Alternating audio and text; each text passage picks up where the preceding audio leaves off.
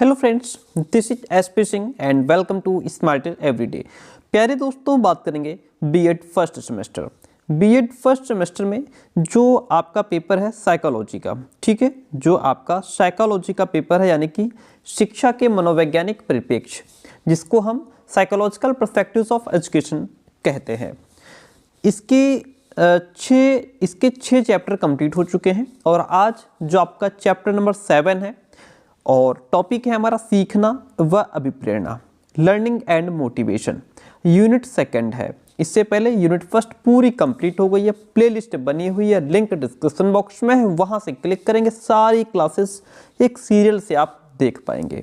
Okay, तो आज हम समझेंगे कि आखिर सीखना है क्या, लर्निंग कैसे होती है।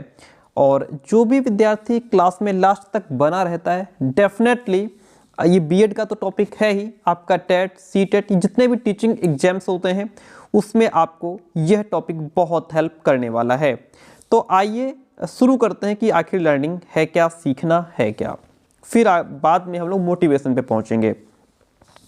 दोनों चीज़ें एक साथ जुड़ी हुई हैं। देखिए, जो मनुष्य है वो एक अधिगमशील प्राणी है और अधिगम प्रक्रिया, जो लर्निंग प्रोसेस है, वो उसके जन्म से ही नहीं बल्कि माँ के गर्भ से ही प्रारंभ हो जाती है। जो लर्निंग है वो कहाँ से शुरू होता है? लर्निंग ऐसा नहीं कि जन्म के बाद शुरू होती है, लर्निंग माँ के गर्भ से ही स्टार्ट हो जाती है। महाभारत के वीर अभिमन्यु ने माँ के गर्भ में ही चक्रव्यूह तोड़ने का ज्ञान प्राप्त कर लिया था। ये जो है लर्निंग का एक जीता जागता प्रत्यक्ष उदाहरण माना जाता है। ठीक है, वीर अभिमन्यु ने किस तरीके से चक्रव्यूह को तोड़ा जाता है, इसका ज्ञान उन्होंने माँ के गर्भ में ही कर लिया था। अधिगम जो है, जो लर्निंग है, जीवन पर्यंत चलने वाली प्रक्रिया है। हम जीवन के हर कदम पर, हर स्टेप पर सीखते रहते हैं। ओके, एक विद्यालय शिक्षा जो हमारी औपचारिक शिक्षा है वो तो एक समय सीमा होती है उसकी, लेकिन जो अनौपचारिक शिक्षा है, जो जन्म से, जो माँ के गर्भ से लेकर के कब्र तक जाती है, जब तक व्यक्ति की मृत्यु नहीं हो जाती, वो हर कदम पर, पग पग पर सीखता रहता है। मनुष्य जीवन भर कुछ ना कुछ सीखता ही रहता है। प्रारंभ में शिशु बिल्कुल असहाय और पराश्रित होता है, दूसरों पर निर्भर होता है, लेकिन धीरे धीरे वो अपने को एटमॉस्फेयर के अकॉर्डिंग एडजस्ट करने का प्रयास करता है। जिस तरीके का एटमॉस्फेयर है, जिस तरीके के लोग हैं, जिस तरीके का समाज है, वो अपने आप को उसी के हिसाब से ढालने का प्रयास करता है। इस समायोजन में जिस क्रिया से वो अनुभवों से अधिक लाभ उठाने की चेष्टा करता है, उसे ही मनोवैज्ञानिकों ने अधिगम कहा है। हम जो अपने जीवन में पीछे सीखते चले जाते हैं, जो अनुभव हो जाते हैं, उसी के बेस पे हम आगे का लर्निंग करते हैं। पहले अधिगम के लिए सीखना शब्द का प्रयोग होता था, अब उसको हम अधिगम कहते हैं, लर्निंग कहते हैं। अधिगम का स्वरूप क्या है, नेचर ऑफ लर्निंग क्या है, इसको समझते हैं। देखिए, अधिगम जो है एक बहुत बड़ा शब्द है, एक व्यापक शब्द माना गया है। अधिगम जन्मजात प्रक्रियाओं पर आधारित होता है।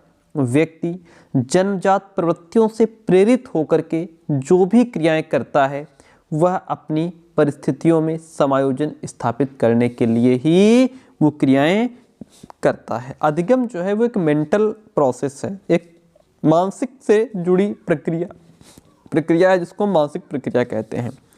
अधिगम की प्रक्रिया में 2 तत्व निहित होते हैं, एक तो परिपक्वता और दूसरा पूर्व अनुभवों से लाभ उठाने की क्षमता। परिपक्वता यानी कि जब बालक के अंदर मैच्योरिटी आ जाती है, तो धीरे धीरे मैच्योरिटी के हिसाब, जैसे जैसे मैच्योरिटी आती जाती है, बालक परिपक्व होता जाता है, उस हिसाब से वो सीखना शुरू कर देता है।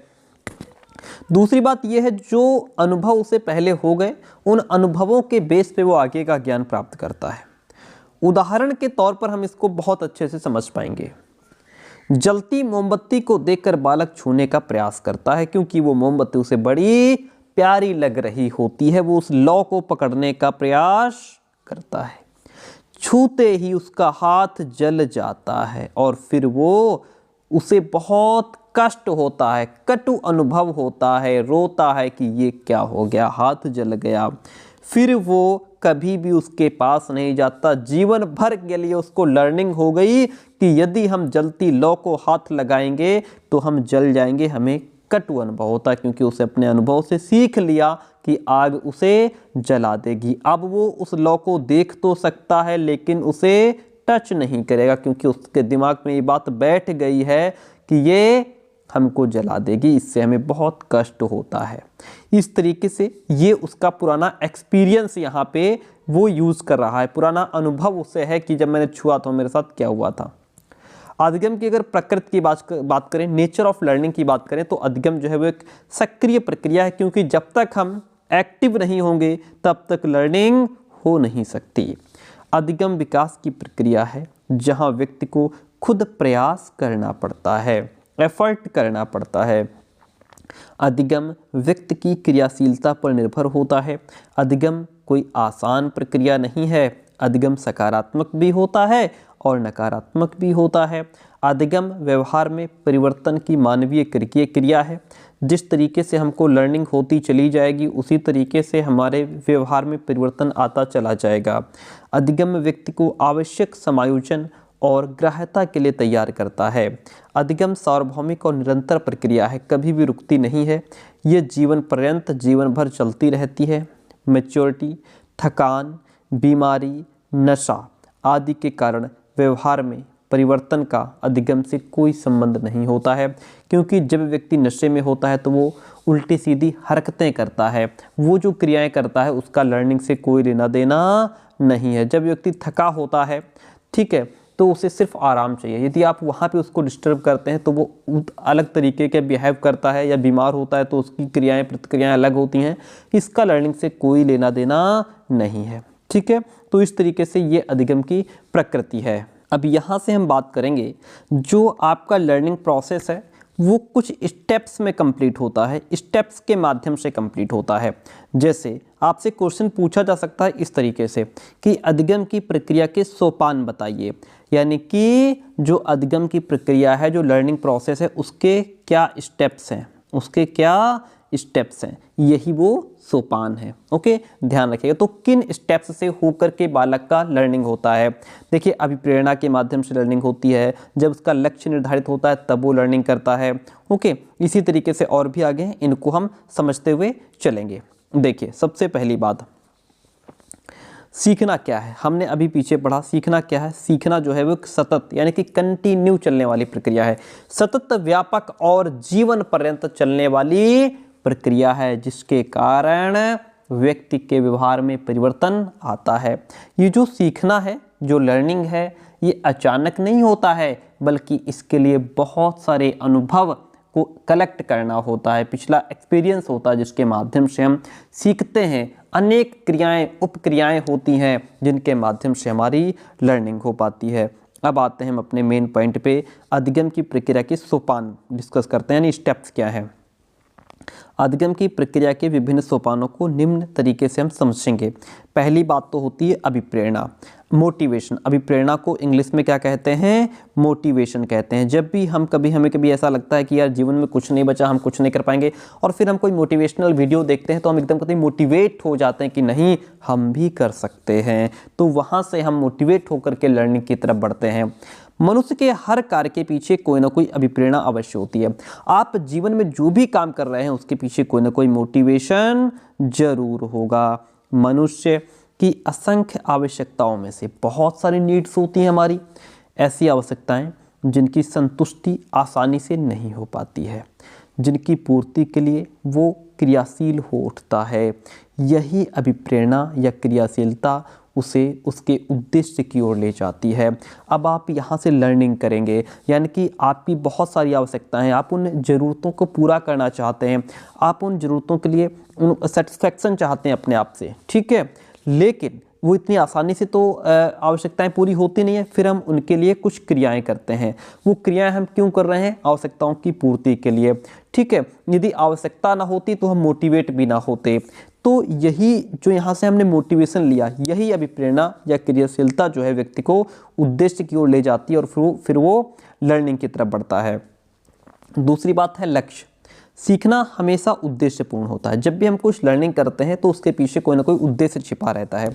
व्यक्ति की कोई भी क्रिया बिना उद्देश्य के नहीं होती, बिना पर्पज के नहीं होती। वह अपनी आवश्यकता या लक्ष्य की पूर्ति करने के लिए ही क्रिया या व्यवहार करता है, जो एक निश्चित लक्ष्य की ओर अभिमुख हो जाता है। अतः लक्ष्य का निर्धारण सीखने की प्रक्रिया का एक मुख्य सोपान है। यदि लक्ष्य का निर्धारण नहीं होगा तो बच्चे की लर्निंग भी इतनी ज़बरदस्त नहीं हो पाएगी। तीसरी बात है अवरोध या बाधा, जिसको हम इंग्लिश में अवरोध या बाधा को इंग्लिश में ऑब्स्टेक्ट कहते हैं, या फिर इसको बैरियर भी कहते हैं। क्या कहते हैं? बैरियर भी इसको कहा जाता है इंग्लिश में, ठीक है। और ऑब्स्टेक्ट भी कहा जाता है अवरोध या बाधा को। यदि व्यक्ति बिना किसी बाधा या कठिनाई के अपने पूर्व अनुभव के आधार पर, यानी कि बिना किसी बाधा के, बिना किसी कठिनाई के, अपने पुराने एक्सपीरियंस के बेस पे अपनी आवश्यकता या लक्ष्य की पूर्ति कर लेता है तो वो कुछ नया नहीं सीख पाता। लक्ष्य की प्राप्ति में बाधा या रुकावट आने पर ही वो विभिन्न संभावित अनुक्रियाएं करता है जो भी पॉसिबल हैं, और उनमें जिस अनुक्रिया के द्वारा उसकी प्रॉब्लम सॉल्व हो जाती है तो उसका प्रयोग वो भविष्य में भी उसी तरह की मिलती जुलती प्रॉब्लम्स को सॉल्व करने के लिए करता है। अतः लर्निंग प्रोसेस में अवरोध भी आवश्यक सोपान है। देखिए, अगर आप सीख रहे हैं, चीज़ें सरल हैं, तो आपको मेहनत करनी नहीं पड़ेगी। और जब मेहनत नहीं करेंगे, सिंपली उस क्वेश्चन को, आप मान लीजिए कोई क्वेश्चन है, आप सिंपली उसको सॉल्व कर देंगे, तो अब इससे आपने नया कुछ नहीं सीख पाएंगे, है ना। यदि आपको जो क्वेश्चन दिया गया है थोड़ा सा कठिन है तो अब आप उसको सॉल्व करने के लिए प्रयास करेंगे, एफर्ट करेंगे, लगाएंगे और कई सारे फार्मूलाज का प्रयोग करेंगे। फिर आप समझ पाएंगे कि किस तरीके के फार्मूला को लगा करके हम इस प्रॉब्लम को सॉल्व कर सकते हैं, इस क्वेश्चन को सॉल्व कर सकते हैं। तो इस तरीके से आपकी यहाँ पे लर्निंग हो जाएगी। तो जो बाधा आई इस क्वेश्चन को सॉल्व करने में, उस प्रॉब्लम को सॉल्व करने में, वो बाधा भी हमें अधिगम में हेल्प करती है, क्योंकि जब बाधा नहीं आएगी तो हम हाथ पैर मारेंगे नहीं। जब हाथ पैर नहीं मारेंगे और एफर्ट नहीं लगाएंगे तो कैसे सीखेंगे। फिर अगला है पॉइंट, विभिन्न संभावित अनुक्रियाएं, वेरियस एक्सप्लोरेटरी रिस्पॉन्सेस। इसका क्या मतलब होता है? व्यक्ति जिस कार्य या क्रिया को करना नहीं जानता है उसके लिए वो बार बार एफर्ट करता है और इन एफर्ट्स में पहले की भूल को सुधारता रहता है। जब आप किसी काम को कर रहे हैं, नहीं प्रॉब्लम सॉल्व हुई, फिर एफर्ट, फिर गलती हुई, फिर आप एफर्ट करेंगे, फिर गलती हुई, तो जो गलती आपसे पहले होती जा रही है आप सेकंड टाइम उसको सुधारते जा रहे हैं। फिर आपने कुछ प्रॉब्लम सुधारी, फिर कोई गलती रह गई, फिर आपने उसको सुधारा, फिर कोई गलती रह गई, फिर आप सुधारते चले जाते हैं। तो इन प्रयासों में पहले की जो भूल होती है उसको सुधारता चला जाता है। इसके लिए वो तर्क वितर्क, सूझ, प्रयत्न और भूल आदि का सहारा लेता है। अंततः सही ढंग से काम करने में सफल हो जाता है।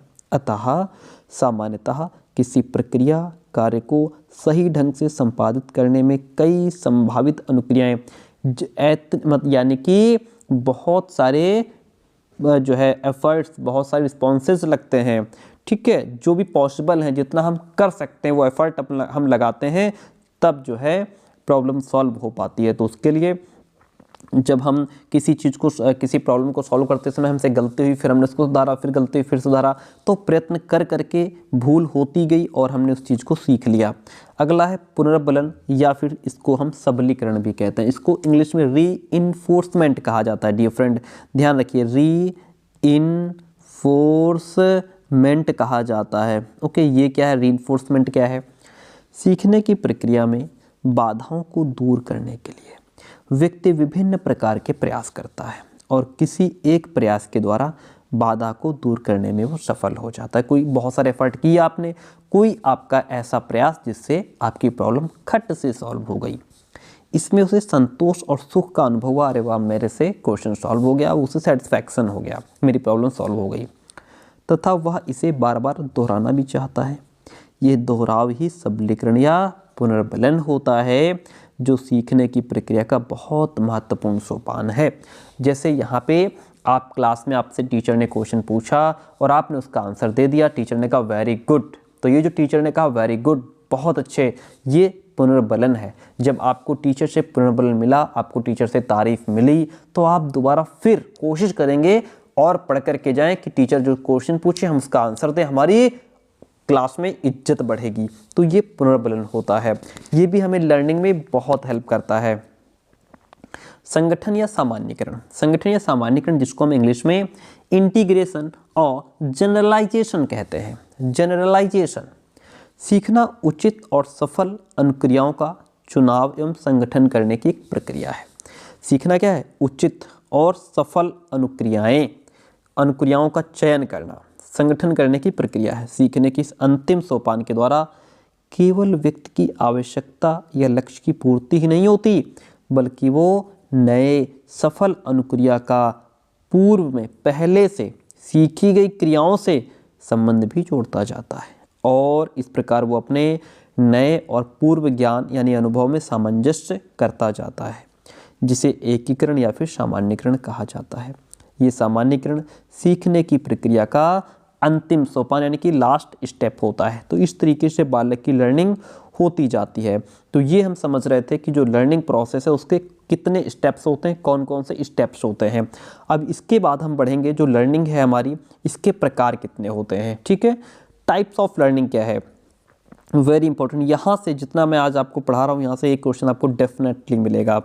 देखिए, लर्निंग कई प्रकार की होती है, आइए समझते हैं। प्यारे दोस्तों, आपको बताते चलें कि हम पेड कंटेंट भी प्रोवाइड कराते हैं। पेड कंटेंट का मतलब होता है कि आपको कुछ फीस पे करनी होती है एंड कंप्लीट नोट्स आपको PDF फॉर्म में व्हाट्सएप पे प्रोवाइड करा दिए जाते हैं। आपके 4 सब्जेक्ट होते हैं, चारों सब्जेक्ट कंप्लीट नोट्स आपको मिलेंगे। उसके लिए आप हमें 9628182649 इस नंबर पे व्हाट्सएप मैसेज करके नोट्स की इन्फॉर्मेशन ले सकते हैं। जितने भी विद्यार्थियों ने नोट्स ले लिए हैं या जो लेना चाह रहे हैं वो ध्यान रखें, नोट्स लेने के बाद आपको बाहर से कुछ भी खरीदने की आवश्यकता नहीं है। कोई भी कॉपी, किताब, क्वेश्चन बैंक, मॉडल पेपर, कुछ भी खरीदने की आवश्यकता नहीं रह जाती है। जो अधिगम के प्रकार हैं इनकी बात कर लेते हैं। देखिए, अधिगम के प्रकारों को कई तरीके से वर्गीकृत किया गया है, जिसमें सबसे पहला स्टेप आता है शाब्दिक अधिगम, जिसको हम इंग्लिश में वर्बल लर्निंग भी कहते हैं। वर्बल लर्निंग क्या है? जो इस प्रकार का अधिगम है, इस प्रकार का अधिगम व्यक्ति को उसके भाषा अर्जन और शाब्दिक व्यवहार में सहायक है। जो उसका भाषा अर्जन, जो वो लैंग्वेज एक्विजिशन है, उसका जो लैंग्वेज सीखता है वो, है ना, शाब्दिक व्यवहार करता है, उसमें हेल्प करता है ये शाब्दिक अधिगम।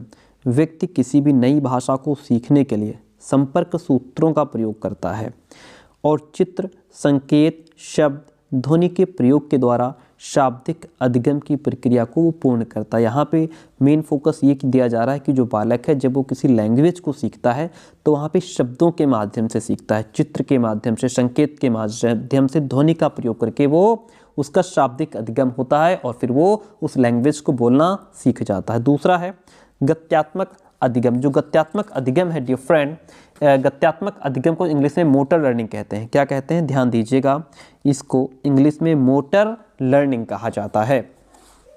अब सर ये मोटर लर्निंग क्या है, समझते हैं मोटर लर्निंग को।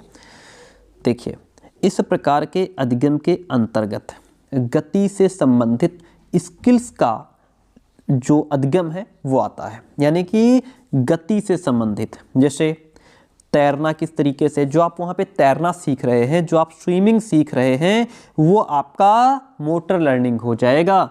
आप राइडिंग सीख रहे हैं, आप घुड़सवारी करना सीख रहे हैं, तो ये किस तरीके का अधिगम होगा? ये आपका मोटर लर्निंग हो जाएगा। आप कार चलाना सीख रहे हैं, आप साइकिल चलाना सीख रहे हैं, आप टाइपिंग करना सीख रहे हैं कंप्यूटर में, आप चित्र बनाना सीख रहे हैं, ये आपका सारा मोटर लर्निंग हो जाएगा। और विभिन्न प्रकार के उपकरणों को चलाना, बहुत सारी चीज़ें हैं, कुछ जरूरी थोड़ी आप कार ही चलाएंगे, आप हेलीकॉप्टर चला सकते हैं, उड़ा सकते हैं, है ना, और स्कूटर, बहुत सारी चीज़ें, जो भी चीज़ें आप चलाना सीख रहे हैं वो आपकी मोटर लर्निंग के अंतर्गत आती हैं। ये इसी अधिगम के उदाहरण हैं। इस प्रकार के अधिगम के माध्यम से व्यक्ति जो है अपने बहुत सारे स्किल्स को डेवलप करता है। विकास की प्रारंभिक अवस्था में बालक के द्वारा शरीर के अंगों की गति का संचालन और गति पर कंट्रोल करना जो है वो भी मोटर लर्निंग के अंतर्गत आता है। इतनी बात क्लियर हुई? वेरी गुड, आगे बढ़िए, बहुत इंपॉर्टेंट टॉपिक चल रहा है। देखिए, फिर है समस्या समाधान अधिगम। ये क्या है सर? ये है प्रॉब्लम सॉल्विंग लर्निंग, यानी कि प्रॉब्लम को किस तरीके से सॉल्व किया जाता है। बात आई समझ में? समस्या समाधान पहले समझ लीजिए, फिर इसको पढ़ते हैं। समस्या समाधान अधिगम जो है, अधिगम प्रक्रिया का एक अच्छा प्रकार माना जाता है। इस प्रकार के अधिगम के लिए संज्ञानात्मक योग्यताओं का प्रयोग करना आवश्यक होता है। आपकी जो संज्ञानात्मक योग्यताएं होती हैं, आपकी जो कॉग्निशन डेवलपमेंट, वो जरूरी है आपके संज्ञान से रिलेटेड। जैसे इसमें आपको, अगर आप समस्या का समाधान करेंगे तो आपको तर्क की जरूरत होगी। आप तर्क करेंगे, वितर्क करेंगे, आप उस समस्या पर चिंतन भी तो करेंगे, है ना? चिंतन करेंगे, आप निरीक्षण भी करेंगे, आप शक्ति का प्रयोग करेंगे, आप विभेदीकरण आना चाहिए, आपको सामान्यीकरण, इमेजिनेशन करनी चाहिए, निर्णय डिसीजन लेने की योग्यता आपके अंदर होनी चाहिए। ये सब चीज़ें होंगी। कंक्लूजन, निष्कर्ष निकालने की योग्यता आपके अंदर होनी चाहिए। ये सब चीज़ें होंगी तभी तो आप किसी प्रॉब्लम को सॉल्व कर पाएंगे। ये सब चीज़ें प्रॉब्लम सॉल्विंग लर्निंग के अंतर्गत आती हैं। अब समझिए, इस प्रकार के अधिगम में जो बालक होता है वो पहले से सीखे गए नियमों को संयोग देखता है। जो नियम होते हैं उन नियमों को देखता है, उस पर विचार करता है और उसका प्रयोग नई समस्यात्मक परिस्थिति में उपाय के रूप में करता है, जिससे समाज की प्रगति और उन्नति में भी सहायता मिलती है। यानी कि समस्या समाधान अधिगम जो है, इसमें बालक तर्क, वितर्क, चिंतन, निरीक्षण शक्ति, विभेदीकरण, सामान्यीकरण, कल्पना, योग्यता, निरीक्षण, निष्कर्ष, हर चीज़ को अपने दिमाग में लेता है। तो इसके लिए बालक का जो कॉग्निशन है, जो संज्ञानात्मक योग्यता है, वो डेवलप होना चाहिए। अगला है क्रमिक अधिगम। ये कई सारे अधिगम होते हैं। अब आता है क्रमिक अधिगम। इसको हम सीरियल कहते हैं। क्या कहते हैं? Serial learning. ये क्या है? क्रमिक अधिगम के अंतर्गत जो लर्नर है, जो अधिगम करता है, अधिगम सामग्री को क्रमिक व्यवस्था के रूप में प्रस्तुत करता है। जो भी अधिगम सामग्री है उसको एक सीक्वेंस में लाता है, सीरियल से। उदाहरण के तौर पर वर्णमाला, गुणनफल की सारणी, है ना, और देश के सभी राज्यों, राष्ट्रपति और प्रधानमंत्री के व्यवस्थित क्रम में नाम याद करना, किसी प्रक्रिया के संपूर्ण विवरण को एक सीरियल से व्यवस्थित करके समझाना, ये सभी क्या है? ये सीरियल लर्निंग होती है। अब आता है साहचर्यात्मक सीखना। क्या? साहचर्यात्मक सीखना। इसको इंग्लिश में एसोसिएट लर्निंग कहते हैं डियर फ्रेंड। क्या कहते हैं? Associate learning. ये क्या है? इस प्रकार का अधिगम स्मृति के अंतर्गत आता है। किसके अंतर्गत? हमारी स्मृति के अंतर्गत, याददाश्त के अंतर्गत, मेमोरी के अंतर्गत। अधिगम क्रियाओं को इस प्रकार प्रस्तुत किया जाता है कि उन्हें अपने अपने साहचर्यात्मक तर्क द्वारा सीखा जा सके। जैसे किशनपुर नाम के गांव का भगवान श्री कृष्ण के संबंध के कारण याद करना, है ना, कि जो किशनपुर है वो भगवान श्री कृष्ण के कारण उसका नाम किशनपुर पड़ा, तो भगवान श्री कृष्ण से किशनपुर को जोड़ दिया। वस्तुनिष्ठ प्रकार के प्रश्नों के अंतर्गत मिलते जुलते पदों का अभ्यास करना, युग्म शब्दों को सीखना, किसी चीज़ को कुछ शब्दों के साथ कनेक्ट करके सीख लेना, ये आपका साहचर्यात्मक सीखना कहलाता है। तो ये जो हम समझ रहे थे, ये जो हमें लर्निंग के टाइप्स हैं, लर्निंग के प्रकार हैं, इनको हम समझ रहे थे। अब इसके बाद और इम्पॉर्टेंट टॉपिक आता है, जो हमारी शिक्षण अधिगम प्रक्रिया है, जो हमारा लर्निंग प्रोसेस होता है, इस पर बहुत सारे ऐसे कारक हैं जिनका प्रभाव पड़ता है। ठीक है, जैसे आपसे क्वेश्चन पूछ सकता है कि शिक्षण अधिगम प्रक्रिया को प्रभावित करने वाले विभिन्न कारकों का संक्षेप में वर्णन कीजिए। ओके, इस तरीके से आइए समझते हैं। देखिए, सीखना एक व्यापक और जन्मजात प्रक्रिया है। इस पर वातावरण और वंशानुक्रम दोनों का प्रभाव पड़ता है, किसी एक का नहीं। ठीक है, जिस प्रकार के एटमॉस्फेयर में बालक रह रहा है उसका भी प्रभाव पड़ेगा, और जो गुण उसको उसके माता पिता से मिले हैं वो उसके आधार पर लर्निंग करेगा। बालक के सीखने में उसकी तीव्र बुद्धि और शिक्षा प्रणाली की भी भूमिका होती है। शिक्षा प्रणाली का मूल आधार ही अधिगम है। शिक्षार्थी, शिक्षक, पाठ्यवस्तु, अधिगम व्यवस्था, वातावरण इत्यादि से संबंधित अनेक कारक जो हैं अधिगम की मात्रा, उसका स्वरूप और गति के निर्धारक के रूप में उत्तरदायी होते हैं। उसको प्रभावित करने वाले कारक जो हैं, जैसे नंबर 1 तो शिक्षार्थी से संबंधित अधिगम के कुछ कारक होते हैं जो बालक से रिलेट करते हैं। जैसे समझिए पॉइंट को, देखिए लिखा है कि शिक्षा को द्विध्रुवी प्रक्रिया के रूप में भी स्वीकार किया जाता है, कि जो शिक्षा है वो द्विध्रुवी प्रक्रिया है और त्रिध्रुवी प्रक्रिया के रूप में भी, परंतु दोनों ही दिशा में बालक ही केंद्र होता है। द्विध्रुवी प्रक्रिया में ये कहा गया कि सिर्फ शिक्षा के 2 ध्रुव हैं, एक शिक्षक दूसरा शिक्षार्थी। त्रिध्रुवी प्रक्रिया में कहा गया है कि शिक्षक, शिक्षार्थी और पाठ्यक्रम, ये 3 चीज़ें आती हैं। ओके, लेकिन इन दोनों में जो केंद्र है वो बालक है, इसलिए शिक्षण और अधिगम पर सबसे अधिक शिक्षार्थी का ही प्रभाव पड़ता है। छात्रों में निम्नलिखित विशेषताएं हैं जो उनके अधिगम पर प्रभाव डालती हैं। जैसे आयु के अनुसार छात्रों का शारीरिक विकास। ये क्या कहता है? सीखने की प्रक्रिया का जो प्रारंभ है वो शिशु के जन्म के साथ ही हो जाता है। जैसे जैसे उसकी आयु बढ़ती है उसका शारीरिक विकास भी गति करने लगता है। ओके, और उसके अधिगम में भी उसी अनुपात में विस्तार होता है ना। पहले पर आश्रित शिशु केवल देख और सुनकर अधिगम करता है। जो बालक पराश्रित होता है शुरुआत में वो केवल देख करके अधिगम करता है, सुन करके अधिगम करता है, फिर वो चल फिर करके सीखता है। धीरे धीरे विद्यालय, समाज के बड़े क्षेत्र में जाता है और वो अपनी शारीरिक शक्तियों से अधिगम करने लगता है। दूसरी बात है मानसिक विकास। मानसिक विकास जिसको हम मेंटल डेवलपमेंट कहते हैं। मानसिक विकास की बालकों के अधिगम में महत्वपूर्ण भूमिका होती है। जैसे शैशवावस्था से लेकर के बाल्यावस्था, किशोरावस्था, युवावस्था और प्रौढ़ावस्था तक उसकी विकसित हो चुकी जो मानसिक शक्तियां हैं, जैसे निरीक्षण, कल्पना, तर्क, चिंतन, स्मृति, ध्यान आदि, ये सब चीज़ें उसको केवल विश्व ही नहीं बल्कि ब्रह्मांड का ज्ञान प्रदान करने में सहायता करती हैं। इसलिए व्यक्ति मानसिक रूप से जितना स्वस्थ और विकसित होगा उतना ही उसका अधिगम और ज़्यादा मजबूत और स्थायी हो जाएगा। बौद्धिक विकास आता है जिसको हम इंटेलेक्चुअल डेवलपमेंट कहते हैं। बुद्धि का विकास भी छात्रों के सीखने पर प्रभाव डालता है। बुद्धि लब्धि यानी कि IQ का भी छात्र के अधिगम पर बहुत अधिक प्रभाव पड़ता है।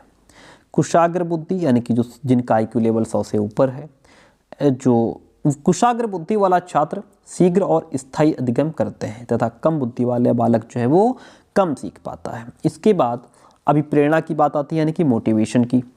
देखिए, सीखने की प्रक्रिया में मोटिवेशन का भी बहुत इंपॉर्टेंट रोल हो जाता है। यदि बालक को किसी नवीनतम ज्ञान यानी कि कोई नया ज्ञान अथवा कार्य को सीखने के लिए प्रेरित नहीं किया जाता है तो वह उस क्रिया में रुचि नहीं लेता है जब तक उसको इंस्पायर ना किया जाए, मोटिवेट ना किया जाए। और अभिप्रेरणा से सीखने की इच्छा प्रबल हो जाती है। अभिप्रेरणा उत्पन्न करने के लिए आवश्यक है कि बालक को उसका लक्ष्य स्पष्ट कर दिया जाए। जब बालक का लक्ष्य निर्धारित होगा, उसका लक्ष्य स्पष्ट होगा, तब फिर तो बालक के अंदर एक अभिप्रेरणा जागृत होगी जिसके माध्यम से वो लर्निंग कर पाएगा। अब यहाँ पे बच्चे को मैच्योरिटी भी ज़रूरी है। मैच्योरिटी के माध्यम से बालक जो है जिस तरीके से मैच्योर होता जाएगा सीखता चला जाएगा। अधिगम की प्रक्रिया को बालक की शारीरिक एवं मानसिक परिपक्वता अधिक प्रभावी बनाती है। बालक जितना शारीरिक रूप से मैच्योर होता चला जाएगा, जितना मेंटली वो परिपक्व होता चला जाएगा, उतनी वो चीज़ों को जल्दी समझेगा, लंबे समय तक उसको याद रख पाएगा, अधिक मात्रा में सीखेगा, है ना। छोटी कक्षाओं में बालक की जो मांसपेशियों को मजबूत बनाने की ओर ध्यान दिया जाता है ताकि वे कलम, किताब इन सब चीज़ों को पकड़ना सीख जाएं। उन्हें व्याकरण और पहाड़े इन सब चीज़ों का ज्ञान भी इसी दृष्टि से बाद में कराया जाता है। बहुत सी चीज़ें बालक तभी सीख पाता है जब उसमें मैच्योरिटी आ जाती है, चाहे हम उसे कितना भी प्रशिक्षण क्यों ना दें, लेकिन जब तक बालक मैच्योर नहीं होगा वो सीख नहीं पाएगा। ये जो हम कारक थे समझ रहे थे, ये कारक शिक्षार्थी से संबंधित हैं, सिर्फ और सिर्फ बच्चे से रिलेट कर रहे हैं। ओके, अब जो ऐसे कारक जिनका हमारी लर्निंग पर प्रभाव पड़ता है वो टीचर से रिलेट करते हैं। जैसे क्या है कि शिक्षा और अधिगम के 2 ध्रुव होते हैं, शिक्षक और शिक्षार्थी, जैसा अभी मैंने पहले बताया। अतः अधिगम प्रक्रिया में शिक्षक का स्थान बहुत महत्वपूर्ण होता है। जैसे यानी कि अधिगम प्रक्रिया में लर्निंग प्रोसेस में टीचर का स्थान बहुत इंपॉर्टेंट है। शिक्षक का ज्ञान और शिक्षण कौशल, नॉलेज एंड टीचिंग स्किल्स बहुत इंपॉर्टेंट होती हैं। शिक्षक कई प्रकार की युक्तियों, विधियों और स्किल्स के माध्यम से छात्रों को शिक्षित करता है। बहुत सारे मेथड्स लगाता है, बहुत सारी स्किल्स लगाता है ना, बहुत सारे।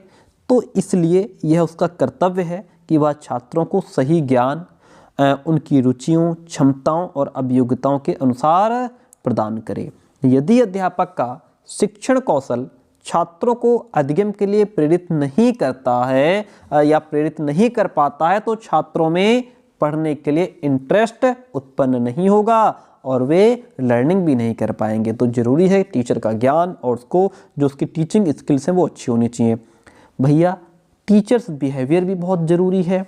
शिक्षक का व्यवहार भी छात्रों की सीखने की जो प्रक्रिया है उसको प्रभावित करता है। शिक्षक में एक आदर्श शिक्षक के सभी गुण होने चाहिए। शिक्षक के व्यवहार में सहानुभूति, सहयोग, समानता, शिक्षण कला में निपुणता, मृदुभाषी संयम उसके अंदर होना चाहिए। व्यक्तिगत भेदों का ज्ञान उसे होना चाहिए, नॉलेज ऑफ इंडिविजुअल डिफरेंसेस।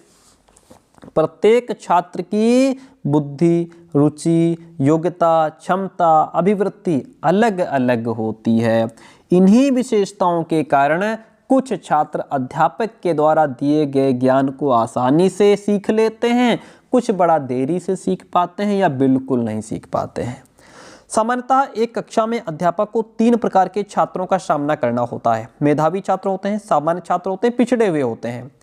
तो ये जो पिछड़े हुए मेधावी, सामान्य और पिछड़े हुए बालक और इन्हीं के अनुरूप उसे अपने शिक्षण की व्यवस्था भी करनी होती है, क्योंकि उन्हीं के हिसाब से उन्हें पढ़ाना होता है। व्यक्तिगत भेद अध्यापक को छात्र के समझने में पूरा सहयोग देते हैं।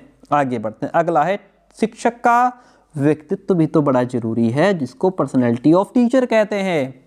शिक्षक का व्यक्तित्व सफल शिक्षण का आधार होता है। जिस तरीके का आपकी पर्सनैलिटी है उसी तरीके का आपका शिक्षण भी होगा। इस दृष्टि से टीचर का व्यक्तित्व आकर्षक और अत्यंत प्रभावशाली होना चाहिए। उसे अपने कार्यों, व्यवहारों में संतुलन बनाए रखते हुए छात्रों पर एक अजीब, एक अनूठी छाप भी छोड़नी चाहिए। छात्र जाने अनजाने टीचर के व्यवहार में बहुत सी बातें स्वयं ही सीख लेते हैं। कहा भी गया है कि शिक्षक छात्रों के लिए श्रेष्ठ प्रेरणा का काम करता है। इसी पॉइंट ऑफ व्यू से, इसी दृष्टि से एक अध्यापक को आत्मविश्वासी, दृढ़ इच्छा शक्ति, मजबूत इच्छा शक्ति वाला होना चाहिए, कर्तव्यनिष्ठ, निरोगी, श्रेष्ठ रुचियों और अभिरुचियों वाला होना चाहिए। निर्देशन और परामर्श भी बहुत जरूरी है, जिसको हम गाइडेंस एंड काउंसलिंग कहते हैं। शिक्षकों को छात्रों को समय समय पर शिक्षा से संबंधित, व्यवसाय से संबंधित और मनोवैज्ञानिक निर्देशन परामर्श देना चाहिए। इससे छात्रों को अधिगम के लिए प्रेरित करने में बहुत सहायता मिलेगी। ये जो अधिगम को प्रभावित करने वाले, अधिगम पर अपना प्रभाव डालने वाले कारक थे, ये टीचर से रिलेटेड थे। अब हम आगे समझेंगे पाठ्यवस्तु से रिलेटेड जो भी हमारे कारक हैं जो अधिगम को प्रभावित करते हैं, जिनका हमारे लर्निंग पर प्रभाव पड़ता है। बहुत इंपॉर्टेंट क्लास। देखिए, शिक्षण अधिगम प्रक्रिया जो टीचिंग लर्निंग प्रोसेस है, इसको प्रभावित करने वाले पाठ्यवस्तु से संबंधित कारक नंबर 1 तो पाठ्यवस्तु की प्रकृति, जिसको हम नेचर ऑफ कंटेंट या फिर नेचर ऑफ सब्जेक्ट मैटर कहते हैं। पाठ्यवस्तु की प्रकृति अधिगम प्रक्रिया को प्रभावित करती है। जिस तरीके की पाठ्यवस्तु की प्रकृति होगी, नेचर होगा हमारे सिलेबस का, उसी प्रकार हमारी लर्निंग भी होगी। जैसे जो कार्य कठिन होते हैं उनकी तुलना में सरल कार्यों का जो अधिगम है वो अधिक तीव्रता से हो जाता है। यदि जिस विषय वस्तु को सीखना है वो सरल हो तो औसत स्तर पर, एवरेज लेवल पर विद्यार्थी भी उसे सरलता से सीख लेता है। कठिन पाठ्यवस्तु को तीव्र बुद्धि वाले ही समझ पाते हैं। एवरेज और जो बिलो एवरेज हैं वो बालक नहीं सीख पाते उस चीज़ को। इसका प्रभाव पड़ता है। हमारी पाठ्यवस्तु ऐसी होनी चाहिए कि जो सभी बच्चों के लिए जो है उनके हिसाब से हो। यदि तीव्र बुद्धि वाला बालक है तो उसके हिसाब से सिलेबस होना चाहिए, और पिछड़ा बालक है तो उसके हिसाब से उसकी चीज़ें होनी चाहिए, तभी वो अधिगम कर पाएगा। यदि आप सिलेबस सबके लिए एक समान बना देंगे तो जो तीव्र बुद्धि वाला है वो जल्दी समझ लेगा, और फिर जो पिछड़ा बालक है वो नहीं समझ पाएगा। आप उसको समझाएंगे तो तीव्र बुद्धि वाला बालक है वो बोरिंग होने लगेगा। ये सब चीज़ों का प्रभाव पड़ता है। विषय वस्तु का आकार यानी कि size of the subject matter, ये भी जरूरी है। यदि विषय वस्तु का आकार बड़ा होता है तो छात्रों में इसमें इंटरेस्ट नहीं होता। जब अधिगम सामग्री छोटी होती है तो उसे सीखने में कम समय लगता है और छात्र उसमें इंटरेस्ट भी लेते हैं। बड़े बड़े आकार के जो पाठ हैं, बड़े बड़े चैप्टर्स हैं, छात्र को अरुचिकर और बोझिल लगने लगते हैं। यदि बड़े पाठों को छोटे छोटे चैप्टर्स या अलग अलग पार्ट्स में डिवाइड करके पढ़ाया जाए तो टीचिंग लर्निंग प्रोसेस की कुशलता में और ज़्यादा वृद्धि हो जाती है। विषय वस्तु की सार्थकता और उपयोगिता यानी कि utility and significance of the context. जो विषय वस्तु अधिगमकर्ता को पढ़ाई जा रही है, यदि वो जीवन के लिए सार्थक प्रतीत होती है तो वह उसे सरलता से सीख लेता है। इसलिए यह आवश्यक है कि शिक्षक विषय वस्तु का संबंध जीवन से अवश्य स्थापित कर ले, जिससे छात्रों का ध्यान उसकी भावी उपयोगिता की ओर भी जाना चाहिए। जीवंत उदाहरणों से छात्र कठिन विषय वस्तु को भी बहुत सरलता से सीख लेता है। टीचर को क्या करना चाहिए? अच्छे अच्छे एग्जाम्पल्स देने चाहिए, जिससे कितनी भी कठिन चीज़ों यदि हम एग्जाम्पल दे करके समझाते हैं तो बच्चा जल्दी समझ जाता है। इससे लर्निंग में वृद्धि हो जाती है। ओके, चलिए नेक्स्ट है विषय वस्तु की रोचकता, इंटरेस्टिंगनेस ऑफ द सब्जेक्ट मैटर। ये क्या कहता है? जो इंटरेस्टिंगनेस है ऑफ द सब्जेक्ट मैटर, छात्र रुचिकर पाठ्यवस्तु को ही मन लगाकर सीखते हैं। यदि पाठ्यवस्तु अरुचिकर है तो छात्रों का मन बहुत कम लगता है। अतः ये आवश्यक हो जाता है कि टीचर पाठ्यवस्तु को रोचक ढंग से प्रस्तुत करें। टीचिंग लर्निंग प्रोसेस की सफलता सीखने वाले के इंटरेस्ट पर डिपेंड करती है कि आपका टीचिंग लर्निंग जो है वो कितना सफल रहा। भाषा वेरी इंपॉर्टेंट, लैंग्वेज, विषय सामग्री की भाषा भी अधिगम प्रक्रिया को प्रभावित करती है। जो आपका जो सब्जेक्ट मैटर है, जो सिलेबस है, उसकी भाषा कैसी है, इसका भी तो प्रभाव पड़ता है। विषय वस्तु में यदि बड़े बड़े वाक्यों और कठिन शब्दों का प्रयोग किया गया है तो छात्र को लर्निंग करने में कठिनाई होती है। अतः पाठ्य वस्तु की भाषा भी सरल होनी चाहिए। तो प्यारे दोस्तों, ये आज हम समझ रहे थे अधिगम, यानी कि लर्निंग क्या होती है, अधिगम क्या होता है। अब इसके जस्ट आफ्टर जो क्लास आएगी वो आएगी अधिगम के सिद्धांत, जिसमें हम सबसे पहले थॉर्नडाइक का ये प्रयास और त्रुटि का सिद्धांत समझेंगे और उसके बाद जो क्लास रहेगी उसमें हम पावलाव का कुत्ते पर प्रयोग समझेंगे। बहुत आसान भाषा में, इतनी आसान भाषा में कि यदि आप एक बार पढ़ लेंगे तो उसके बाद दोबारा पढ़ने की आवश्यकता नहीं। ये सभी सिद्धांत स्किनर का चूहे पर प्रयोग पढ़ेंगे। और ये जो कंप्लीट PDF होती है वो सिर्फ पेड विद्यार्थियों को दी जाती है जो फीस पे करते हैं। ठीक है, तो यदि आप इसको लेना चाहते हैं तो जो नंबर आपको दिया गया है वहाँ पे आप मैसेज कीजिएगा और कंप्लीट नोट्स आप तक पहुँचेंगे। आज की क्लास कैसी रही ये आप जरूर बताएंगे। Thank you so much.